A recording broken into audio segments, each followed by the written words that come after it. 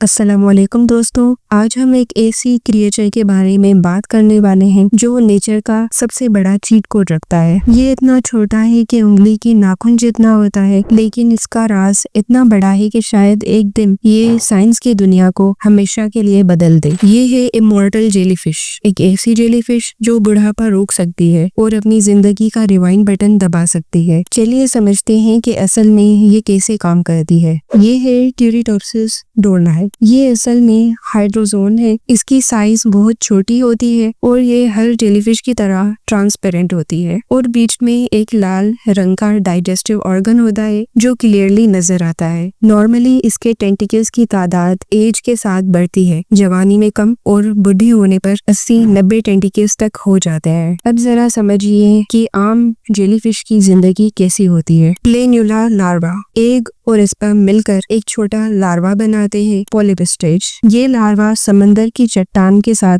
चिपक जाता है और एक पोलिप बन जाता है। ये स्टेज बिल्कुल एक पौधे की तरह होती है जो कि एक जगह होता है। Medusa stage. पोलिप से छोटी छोटी जेलीफिश निकलती हैं और वो स्विमिंग करना शुरू कर देती है। ये वो जेलीफिश है जो हम समंदर में तैरती हुई देखते हैं। नॉर्मली मेड्यूसा स्टेज में ये मैच्योर होती है, रिप्रोड्यूस करती है और फिर मर जाती है। ये है एक आम जेलीफिश की कहानी। लेकिन अब आता है कहानी में ट्विस्ट। इमॉर्टल जेलीफिश जब जख्मी, बीमार या भूख का शिकार होती है, ये खुद को मरने नहीं देती। ये अपनी बॉडी को तोड़कर एक छोटे सिस्ट जैसा शेप बना लेती है। ये सिस्ट दोबारा समंदर की चट्टान पे चिपक जाता है और फिर से एक पोलिप बन जाता है। मतलब कि रिवाइंड बटन दब गया। मेडुसा स्टेज से सीधा वापस पोलिप स्टेज। इस प्रोसेस को कहते हैं ट्रांस डिफरेंशिएशन, यानी सेल अपना काम बदलकर बिल्कुल एक नया रोल ले लेता है। जहाँ एक मसल सेल था वो दोबारा नर्व सेल बन जाता है। ये वो चीज है जो नॉर्मली ज्यादा ऑर्गेनिजम्स में मुमकिन नहीं होती। इमॉर्टल जेलीफिश को बायोलॉजिकली इमॉर्टल कहा जाता है। ये बार बार अपना साइकिल रिपीट कर सकता है, लेकिन इसका मतलब ये नहीं है कि ये हमेशा जिंदा रहता है। ज्यादातर जेलीफिश समंदर में किसी और का शिकार बन जाती हैं, कुछ डिजीज की वजह से मर जाती हैं और कभी कभी एनवायरनमेंट का स्ट्रेस इतना ज्यादा होता है कि वो रिकवर नहीं कर सकती। मतलब ये कि इमॉर्टल जेलीफिश के पास एक पोटेंशियल इमॉर्टलिटी है, लेकिन प्रैक्टिकल तौर पर अक्सर मर ही जाती है। अब सवाल ये होता है कि ये इंसान के लिए क्या मतलब रखता है। अगर हम इमॉर्टल जेलीफिश की सेल रीप्रोग्रामिंग समझ लें तो हम एजिंग और बुढ़ापे का प्रोसेस समझ सकते हैं। ये हमें बताता है कि सेल्स को दोबारा रीसेट करना मुमकिन है। ये स्टेम सेल रिसर्च और रीजनरेटिव मेडिसिन के लिए एक बड़ी इंस्पिरेशन है। सोचो अगर हम इंसान के सेल्स को भी दोबारा यंग बना सकें, इसका मतलब है कि हम कैंसर, हार्ट डिजीज और एजिंग से रिलेटेड बहुत सी प्रॉब्लम्स को रोक सकते हैं। लेकिन अभी साइंस इस राज को पूरा नहीं समझ सकी। ये सिर्फ एक इंस्पिरेशन है।